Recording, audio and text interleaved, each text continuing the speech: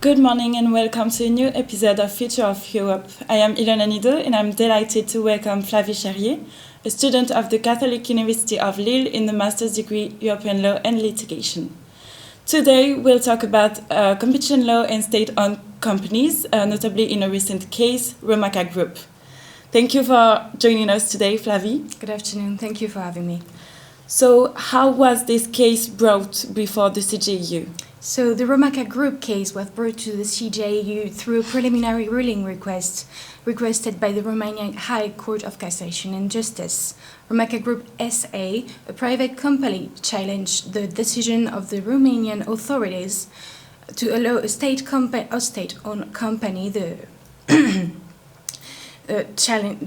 to renew its mineral water exploitation licenses indefinitely without any public tender.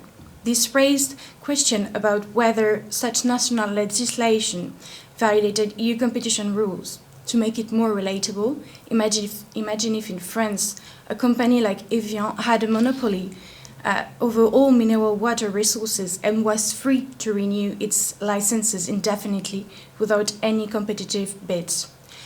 The market landscape for mineral waters would be much poorer with less choices and likely with higher prices for consumers. Okay, how did the court rule in this case?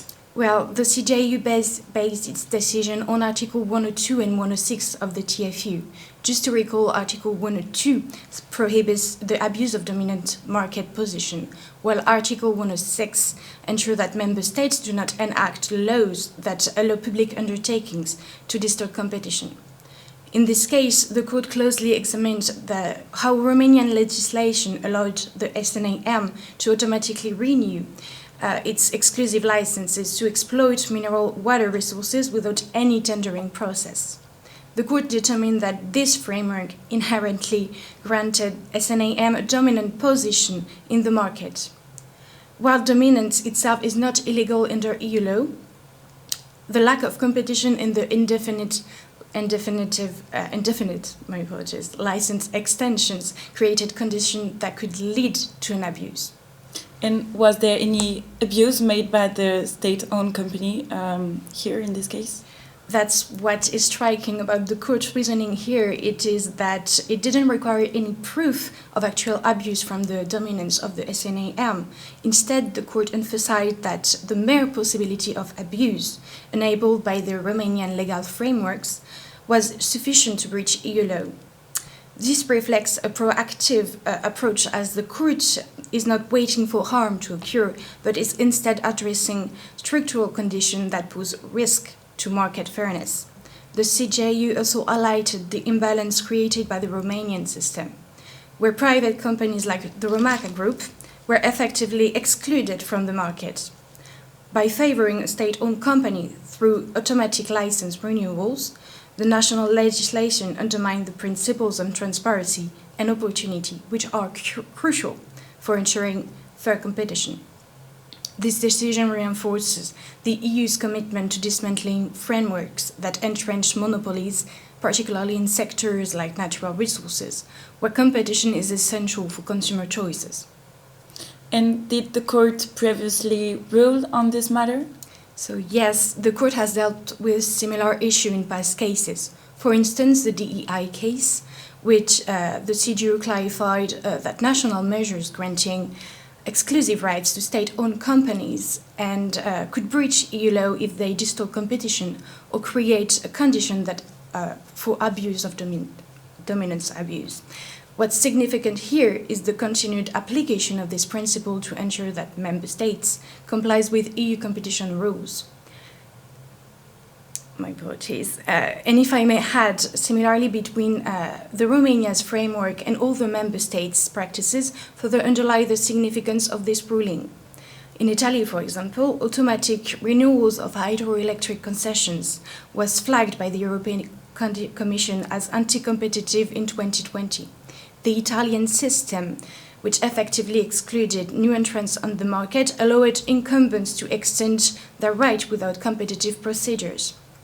The Italian government faced mounting pressures by the EU to reform and to align with the Union principles. Similarly, in Austria, concerns were raised about monopolistic practices on natural resources sectors, prompting reforms to increase transparency and competitive bidding. But don't you need to bring a new question before the court for the case to be ruled on? Well, where the legal questions themselves center around Article 102 and 106 are not entirely new, the application to Romania's framework for mineral water concession adds a fresh dimension here. What sets the case apart, however, it is its focus on long-term consequences of the structural monopolies in natural resources, particularly when state-owned companies are involved. The court's reasoning builds on its earlier rulings, but emphasized that even the possibility of dominance abuse is enough to trigger violations under European competition law. By reaffirming these principles, the court sends a consistent message. All member states, even in areas traditionally dominated by public undertakings, must ensure transparency and competition. This case contributes to the growing body of EU jurisprudence aimed at dismantling monopolistic practices and fostering fair competition. And what do you think will be the future for public undertakings under Article 102 and 106? Well, the CJEU here in its ruling is clear. Public undertaking must operate within competitive frameworks. In the future, we can anticipate increased scrutiny of state monopolies and greater pressure on member states to align their practices with EU competition rules. Public companies will need to adapt potentially through open tenders, limited concession duration, and enhanced transparency.